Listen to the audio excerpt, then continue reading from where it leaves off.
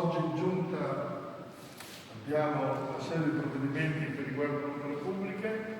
È ritornato dopo un periodo di riposo il vice sindaco e subito ha portato una serie di provvedimenti che oggi sono stati approvati. Allora la parola al vice sindaco, magari possiamo cominciare con via Est e poi l'impianto sportivo d'Altano. Sì. Allora, via Est abbiamo finalmente dei corsi interni per la variante regionale, praticamente essendo la stessa oggetto di un esproprio, quindi eravamo in procedure di vincolo.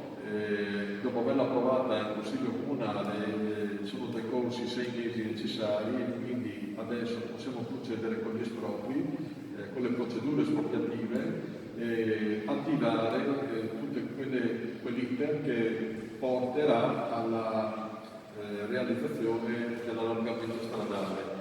Voi sapete che via Est ha un pezzo a una doppia corsia e un pezzo a una corsia, quindi c'è un problema da molto tempo, da filo tempore, e adesso verrà realizzato nei prossimi mesi grazie appunto a questo finanziamento che è stato inserito, sono circa 200.000 euro, compreso dalla progettazione.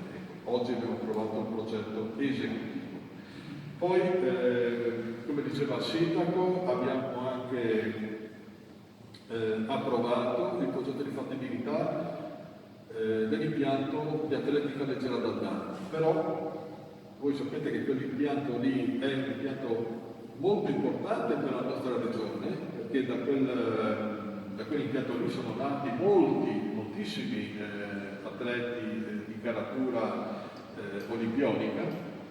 È un impianto che ospita sia l'atletica leggera, sia la pesistica, il lancio del peso, il lancio del disco, il lancio del giavellotto, in più anche ci sono varie altre attività, sempre dell'atletica all'interno di questo impianto. Necessita da parecchio tempo di un intervento radicale per quanto riguarda le corsie, le 6 corsie di corsa proprio, no? L'anello, diciamo, delle 6 corsie, perché da molti anni non sono diciamo, idonee a poter ospitare gare di levatura nazionale e europea. Andiamo ad intervenire spendendo anche un po' di soldi, perché andiamo anche oltre 600.000 euro, però rifacciamo completamente le 6 corsie con materiale particolare omologato a livello europeo e anche dalle federazioni, sulle quali poi sarà le stesse società a creare gli eventi sportivi importanti. Quindi le 6 corsie sono fondamentali, soprattutto per quanto riguarda appunto la tipologia del materiale, che sarà uno dei pochi impianti a livello nazionale a ospitare questo materiale e questa tipologia di corsia che può ospitare, ripeto, gare a livello europeo. Io credo che anche mondiale, ovviamente. E questo è un riconoscimento che va dato allo sport del friulano, riconoscimento alle società di atletica che ci hanno sempre creduto. La nostra amministrazione ha ritenuto di dar corso, dopo molti anni che chiedevano, a questo grosso intervento. Credo che da parte di tutto lo sport friulano sia riconoscente verso questo intervento di tipo politico, perché ovviamente è una scelta che facciamo, perché sono stati soldi, su un'attività che è considerata povera, l'atletica, ma in realtà è fondamentale. Ci sono 650.000 euro, come diceva il vice sindaco, un piccolo importo che copriremo con mutuo, quindi è un lavoro fondamentale per riportare questo impianto sportivo a essere luogo dove poter ospitare gare regionali, comunali, regionali, statali e internazionali. È chiaro che deve avere i requisiti per poter, quindi i lavori sono fondamentali. Poi il vice sindaco ha portato anche una cosa importante che riguarda lo studio di fattibilità del palamostre. Abbiamo deciso la sistemazione interna al palamostre, è un lavoro di questo abbastanza impegnativo. Prego. Sì, potrei dire direttamente anche sindaco, diciamo, forse. Ma il palamostre, lo sapete, oggi come oggi è una struttura che la Chiesa Valle aveva negli anni 60, magari a Volgo, scusate, ed è purtroppo nel corso degli anni si è deteriorato, diciamo che va ristrutturato, ecco, completamente. L'intervento è abbastanza costoso, una scelta che è stata fatta già all'atto del nostro insediamento. Oggi abbiamo deciso anche le strategie comuni per poter intervenire col progetto definitivo, che riguardava non solo le sale espositive al secondo piano sopra, come tutti gli arredi che potrebbero essere utili a poter fare in modo che la nostra città, oltre a Casa Camazzini, abbia anche una sala espositiva permanente e anche temporanea, più tutta la sistemazione degli archivi, se vogliamo, dei depositi meglio, per poter ospitare. Già adesso ci sono importanti realizzazioni artistiche che sono ospitate all'interno di questi archivi e che potranno essere esposte poi la biblioteca, la sala di incontri, le associazioni che possono essere ospitate all'interno. Viene anche mantenuta una parte della zona sportiva, voi sapete che lì ci sono le piscine interne, le piscine esterne, la palestra, c'è anche un pluriuso, quindi anche i giovani poi potranno assaporare sport e cultura assieme, e all'interno poi ci sono anche le attività didattiche che vengono svolte in questa sessione di Cigolotte, ci tiene parecchio, anche perché poi una cosa è avere gli spazi, una cosa è parlare e non poterli realizzare tutte quelle attività. Quindi è stato deciso l'iter, è stato deciso il modo, è stato deciso che cosa poter fare, e a breve avremo il progetto definitivo che porterà, abbiamo già il finanziamento, in parte anche regionale, grossa parte regionale, dove potremo adoperarci immediatamente per poter realizzare poi la gara e l'inizio dei lavori. I lavori che saranno almeno più o meno un anno sicuramente, quindi dovremo ancora aspettare, però insomma è importante iniziare a procedere.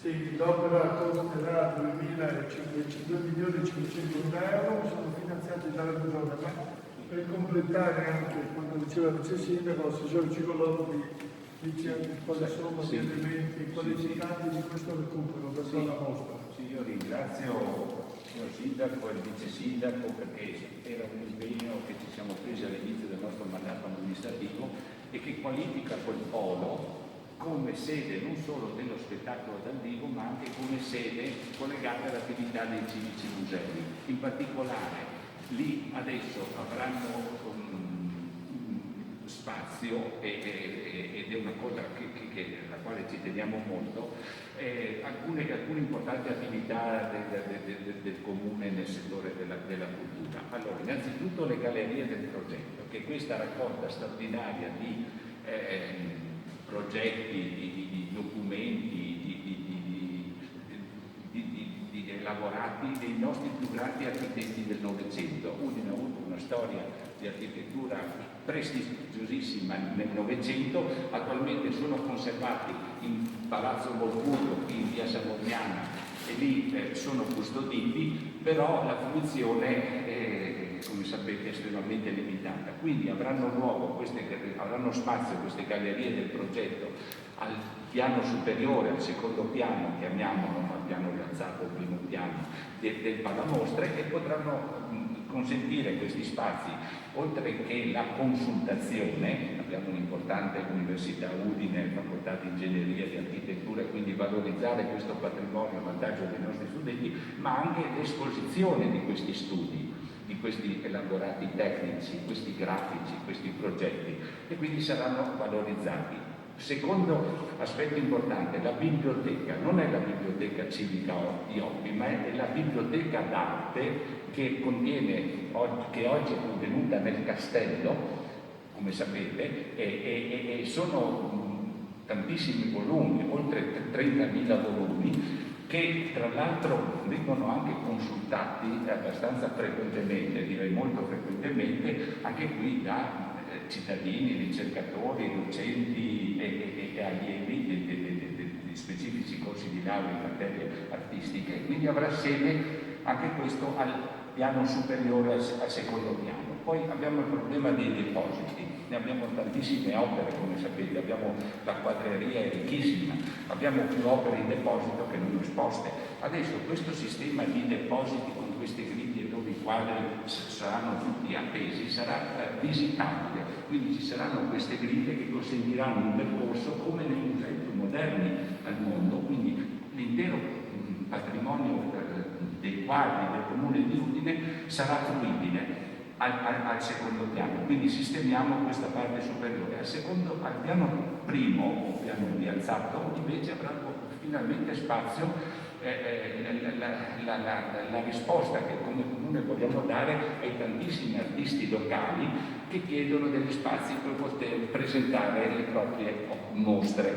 Quindi al primo piano avremo la possibilità di realizzare queste mostre degli artisti locali e altre attività espositive, io spero collegate soprattutto ai giovani, alle attività dei giovani, e inoltre troverà spazio sempre al primo piano una sala per conferenze e anche per spettacoli, in modo tale che si arricchisce l'offerta della nostra città con uno spazio, come dire, di tutto rilievo, di grande prestigio. Quindi credo che sia, come dire, motivo di particolare soddisfazione il fatto che possa procedere anche la valorizzazione di questo patrimonio che abbiamo trovato lì abbandonato dopo qualcosa come 8-9 anni dal suo ultimo utilizzo e che recava i pesanti segni del tempo. Bene, questo per quanto riguarda per la mostra. E poi la Giunta ha approvato il contributo per l'anno 2020 al Teatri Stabili Furlan. Voi sapete che noi siamo motivati per difendere la lingua friulana in tutte le sue espressioni, anche in quella teatrale. E esiste il Teatri Stabili di Lingua Furlane, di cui siamo anche noi soci. Il Comune ha deliberato per quest'anno un contributo. Adesso l'assessore Cigolotti spiega. Insomma, questa è una delle iniziative che qualificano questa amministrazione per volontà del suo sindaco, l'onorevole Fontanini. Siamo tra i 7 soci fondatori del Teatri Stabili Furlan. Quest'anno prevediamo di accordare un contributo di 30.000 euro che servirà a sviluppare un progetto importante, la realizzazione dello spettacolo La Casa di Siro Angeli. Quest'anno è stato un anno terribile per tutto il mondo dello spettacolo, come voi sapete, però non vogliamo far mancare il nostro contributo, ripeto, di 30.000 euro per consentire lo sviluppo di questa produzione, in particolare il funzionamento dell'associazione Teatri Stabili Furlan. Teatri Stabili Furlan ha un contributo della Regione di 90.000 euro. È inutile dire che riteniamo del tutto insoddisfacente il contributo che la Regione accorda a questa realtà di produzione dello spettacolo dal vivo. Attualmente il contributo viene accordato per il tramite dell'assessorato alle autonomie locali e lingue delle minoranze storiche. Ecco, noi con questo nostro impegno finanziario, che unito a quello dell'arte, unito a quello della regione che ho appena citato, ma anche della Fondazione Friuli, il nostro intento è che questa realtà possa crescere sempre di più e entrare stabilmente a regime tra le realtà dello spettacolo riconosciute con un contributo regionale da parte dell'assessorato alla cultura, così come sono sostenuti gli altri teatri di produzione della nostra regione, per la lirica, il Verdi, per la prosa, la Contrada o Rossetti, gli altri teatri, quello sloveno e anche altre realtà. Noi crediamo che con queste iniziative di produzione il nostro Teatri Stabili Friulano abbia pieno titolo ad essere riconosciuto con maggiore, come dire, con un contributo ben più significativo da parte dell'assessorato alla cultura. Quindi procede il nostro impegno su questa linea. Torno a dare la parola al vice sindaco perché ho portato anche una delibera che riguarda asfalti che faremo il prossimo anno per 1 milione di euro qui in città. Vi dà l'elenco delle vie che sono interessate da questo lavoro puntuale per dare una risposta a un'esigenza dei cittadini che vogliono le strade in perfette condizioni.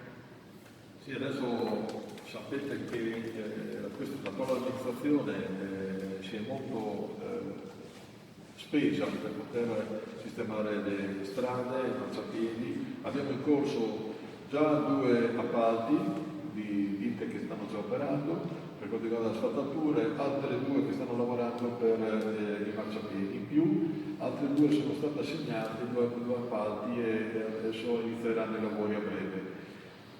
Adesso, oggi, per dire la verità, in giunta abbiamo approvato quello che è il progetto di fattibilità per la realizzazione, la sistemazione, l'asfaltatura di alcune strade ritenute importanti non solo dai cittadini che hanno fatto richiesta, ma anche e soprattutto dalla polizia locale, in base anche all'incidettabilità delle strade stesse, e soprattutto la Vetostana. Non dimentichiamoci che Udine per molti anni non ha avuto l'accortezza da parte delle amministrazioni nella procedura di asfaltatura, di sistemazione delle strade, per una serie di ragioni.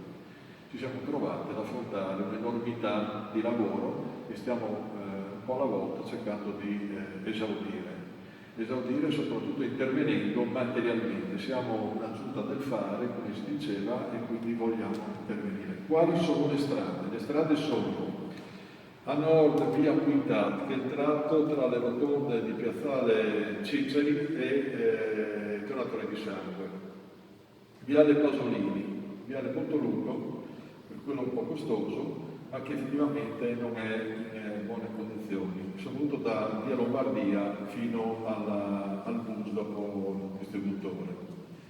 Via Gino Pieri, ecco, qui merita un'attenzione particolare perché via Gino Pieri congiunge l'ospedale. Attualmente moltissimi operatori sanitari e ambulanze, eccetera, hanno riscontrato ovviamente la difficoltà nel percorrere in maniera decente quel tratto di strada perché è in cattive condizioni e noi andiamo a intervenire su tutto il viale in modo tale che ci sia l'aggancio con l'ospedale stesso, quindi con il pronto soccorso e tutto quello che è il percorso che arriva da Verona della Vinci e anche dalla parte est della città all'ospedale civile, l'ospedale Santa Maria, in modo tale che si possa procedere in maniera corretta e soprattutto senza danni per i nostri cittadini.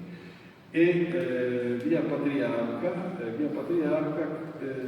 Dionisio Dolfin, che non tutti conoscono, è quella parte finale, praticamente da Viale Palmanova per arrivare a Piazzale d'Annunzia, c'è il cavalcavia. Quel cavalcavia da tantissimi decenni, almeno da 3, che sappiamo noi, insomma gli uffici sanno che l'asfalto ormai è scivoloso. Moltissimi sono gli incidenti che si sono verificati anche di auto che sono scese purtroppo diciamo dalla rampa. Questo è il lotto A, invece il lotto B, tutto comunque rientra in una spesa complessiva di 1 milione di euro, il lotto B è tutta via Martignaco per intero, però via Lombardia appunto sul Cormone, via delle Ferriere, un'altra via che tantissimi cittadini hanno manifestato la loro richiesta, e quindi verrà rifatta. Il vincolo dello Scopettino, che è particolare nel suo essere, però non trattato bene, allo stato attuale, è molto sconnesso, e soprattutto una via che è storica, che riguarda un po' la bellezza, diciamo, di Udine, via Bracchiuso, che verrà rifatta completamente.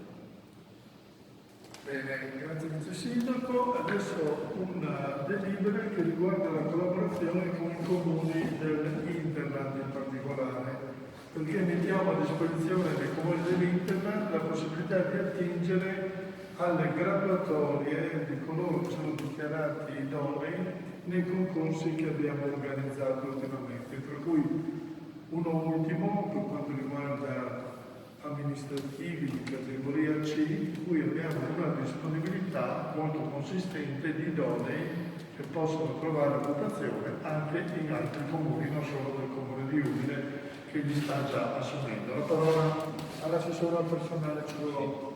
Ecco, sì, ha già detto bene il signor Sindaco, esiste la possibilità dei comuni, da parte dei comuni, di attingere alle graduatorie dei concorsi fatti da altri enti. Noi abbiamo voluto regolare all'interno del regolamento appunto dei concorsi le modalità attraverso le quali i comuni possono attingere alle graduatorie dei concorsi che il comune bandisce e dove ci sono appunto le persone che hanno superato validamente e che però non vengono richieste dal comune, cioè da noi che organizziamo il concorso. Sostanzialmente cosa succede? Abbiamo un certo numero di posti che vengono messi a concorso, poi la graduatoria può presentare degli altri idonei che però non vengono assunti da noi. Ecco, noi diciamo che almeno il 15% degli idonei possono essere messi a disposizione dei comuni e delle altre amministrazioni che ce lo richiedono. Le altre amministrazioni sono quelle ovviamente indicate dalla normativa e quindi sono altre amministrazioni dello Stato.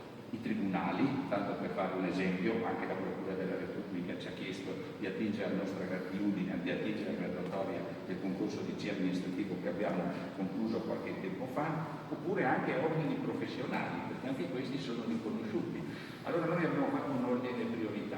Prima facciamo attingere alla graduatoria i comuni del nostro ambito del Friuli centrale, poi facciamo attingere la graduatoria agli altri comuni della provincia di Udine, poi le altre amministrazioni che hanno sede nel territorio della città di Udine e poi la regione e via avanti. Il significato qual è? Collaborare con gli altri, mettere a disposizione queste risorse e anche creare delle opportunità di lavoro per i nostri giovani, signor Sindaco, perché dobbiamo tenere presente anche questo, che in questa fase la possibilità di inserire immediatamente al lavoro offre delle opportunità alle persone che sono ritenute idonee e questo credo che sia anche un segnale da sottolineare, specialmente in questi tempi. Il servizio pubblico può dare una risposta alle esigenze di occupazione e darla subito, perché queste graduatorie valgono per 3 anni. Però è chiaro che se uno si trova, come nel nostro caso, oltre il 100° posto della graduatoria, chissà quando potrà venire assunto. Invece così, scorrendo la graduatoria, ci sarà modo anche di avviare il lavoro, ulteriori persone. Quindi ci sono questi aspetti che abbiamo considerato, non ultimo il fatto che siccome anche al Comune organizzare i concorsi costa, chiediamo anche un concorso alle spese che il Comune sostiene per l'attività concorsuale, quindi chi attinge la graduatoria chiede un contributo, come dire, paga poche centinaia di euro, non pensate a grandi cifre, al Comune che comunque si può ristorare delle spese che non sono di poco momento per organizzare questi concorsi. Bene, questi sono i punti più importanti che oggi la Giunta ha esaminato, quindi se non ci sono domande da parte dei giornalisti io vi ringrazio, vi do appuntamento la prossima settimana, anche se questa settimana faremo una Giunta straordinaria giovedì per l'approvazione dell'ultima operazione di bilancio di questo 2020 e che non è ancora pronta, ecco perché la portiamo giovedì in giunta, poi andrà in consiglio comunale l'ultimo di questo mese, il 30, che faremo in streaming e quindi non in presenza a causa purtroppo di questo problema della pandemia. Quindi grazie a tutti voi per averci ascoltato e arrivederci la prossima settimana.